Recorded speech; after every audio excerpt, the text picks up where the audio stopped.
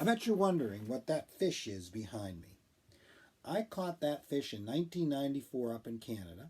It's a very large northern pike, and I was unable to get the lure out of its mouth and back into the water enough time for it to live. So when it died, I decided to get it stuffed, and it has hanged on that wall ever since. So if you were wondering, that's what it is, a pretty significantly sized northern pike. I think 35 or 36 inches, a nice fish, but nevertheless. I wanted to pick up with what we were talking about the last time that we talked. What we were talking about is a perfectly competitive industry in long run equilibrium. Now, what we said was this: in the long run, in a perfectly competitive industry, the representative firm, the individual firm, of which there are hundreds of thousands of which, who are producing exactly the same thing, right? That individual firm can expect that in the long run, they will in fact break even, right? Now, in the short run, it's possible for that firm to make a profit. In the short run, it's possible for that firm to break even. In the short run, it's possible for that firm to incur a loss if price is higher than average variable cost, because if it's not, the firm will shut down. But in the long run, that firm can expect to break even. Now, why is that the case? Well, we answered that. We said because there's easy entrance of exit into the market. Because firms can easily enter and easily exit, the result is going to be that all the firms in the industry are going to break even in the long run. Now, how does that work? Why is that true? Right? Well, I sent Mr. Spinola an illustration. It's a poorly drawn illustration. If I had a chalkboard, it would be much better. But it's a poorly drawn illustration. It's a PDF file. And hopefully you have it in front of you, or you can get it in front of you, right? So stop the video for a second and get the PDF file there and look at that somehow. I don't know, maybe technologically, maybe download it and print it. I don't know, but look at it, while you're watching this. And what you can see there at the top of the page is a perfectly competitive market in long run equilibrium. On the left side, you can see a market where there's a supply of the product and a demand of the product. And you might say, well, that looks awfully familiar. I mean, we did these markets in chapter 3 in our textbook. Yes, it's the same thing. So we're saying that in a perfectly competitive market, there's a supply. Hundreds of thousands of firms are supplying the product. There's a demand. Individuals are demanding it. No one supplier, no one demander has any control over price. They forge a market equilibrium price, as listed in the illustration there as P1, right? Now, if you look there, I take that P1 across to a representative firm, which I've labeled representative firm. And at P1, I say that representative firm can sell as much of that product as they want to. And that's illustrated by a horizontal line, which I have labeled D equals MR. Demand equals marginal revenue, right? So that firm can sell as much as they want to. How much are they going to want to sell? Well, where the marginal revenue equals the marginal cost. And I have a marginal cost there. And then I have it dropping down at a Q1, right? And that's profit maximization. That's where marginal revenue equals marginal cost. That's the best the firm can be. Then I have an average total cost curve. And note that with that average total cost curve, that individual firm is producing at the lowest possible average total cost, but it's equal to price. So that individual firm is breaking even. That illustration you see at the top of that page is an illustration of the long run equilibrium in a perfectly competitive market. All the firms represented by that one are breaking even. Price is equal to the minimum average total cost, which means that every firm is breaking even at the lowest possible cost. That's the long run equilibrium, right? Now, you could take my word for it, or you could look at the illustration below that. And it shows you what could potentially happen in the market in the short run.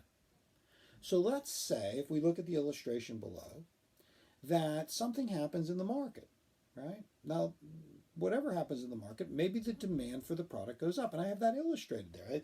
I have the demand going from demand 1 to demand 2. It goes up for whatever reason. It might go up because people like the product, maybe incomes went up. Any of the shifters of demand could cause the demand to go up.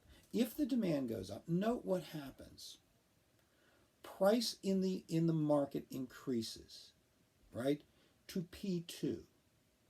When price increases to P2, right, now that individual representative firm, the same one, is going to sell its product at a higher price. So you see I have a line coming over, and now that representative firm is going to sell at P2 rather than P1. P2 is higher than P1. At P1, that firm was breaking even. At P2, right, price is higher than average total cost. That firm is incurring a profit. Good for them. Did they have anything to do with it? No, they were just there, right? The average total cost curve didn't shift. I mean, they're still selling at the lowest cost they possibly can, not the lowest possible average total cost, but the lowest cost they could possibly can sell at, right, at P2. And they're producing a slightly higher quantity, and every firm in the industry would be producing a slightly higher quantity. And you notice in the market, the quantity supplied would go up because all the firms would be encouraged to produce more, right? And we'd have an equilibrium at a higher price and a higher quantity. But that situation is unsustainable, right? All those firms they're living large, they're making a profit, they're happy. That's unsustainable. The reason it's unsustainable is those profits will be a signal to other firms to enter into the industry, right? To other firms to enter into the industry. Economic profits are a signal for other entrepreneurs and other firms to come into that industry because they want to make economic profits.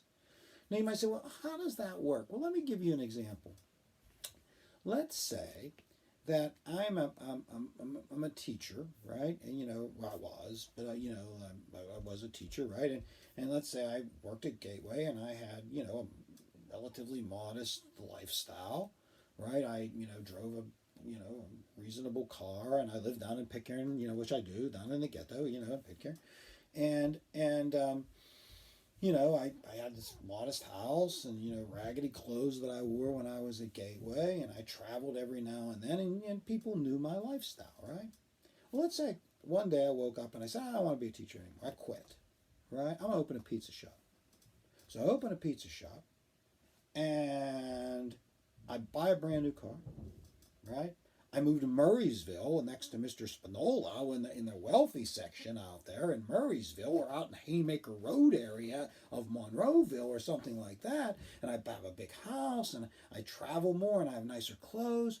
What are all of those things a symbol of? They're all a signal that I'm making economic profits. Now you might say, why? Because I'm better off than I was. And that's the definition of economic profits. If people are better off, if firms are better off than they would be, right? So I'm better off than I was.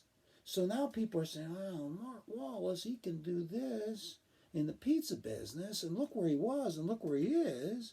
So I think we're going to enter the pizza business because nothing's stopping us from doing it, right? So economic profits that are displayable, which they are a signal for firms and other entrepreneurs to say, I'm going to start that business. So what's preventing them from doing so? Nothing.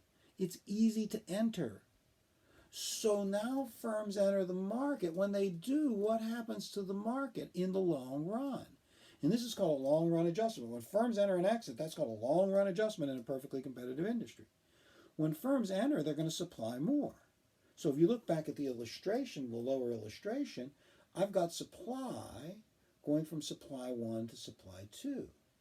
Well, when that happens, what happens to equilibrium price? It begins to fall. And it continues to fall as long as firms enter the industry. When will firms stop entering the industry? Once price returns to P1. Everyone is breaking even. Now no one wants to be in the industry. Nobody wants to enter the industry anymore because now they're no better off than they would be. And so in the long run, right, because firms can enter and exit into the industry, it results in that price gravitating towards towards the break-even price. If price is above it, firms enter the industry. And it drives supply down and price down to where everyone breaks even. If price is below it, firms exit the industry. And supply goes up until it gets to the break-even price. So because firms can enter and exit into the industry, right, easily, they drive price to the break-even price in the long run. And there's nothing the firms in the industry can do about it. Now, Mr. Spinola is going to talk about this extensively after this video is concluded. And I'll probably, well, this might be my last one for this unit, so good luck on your test.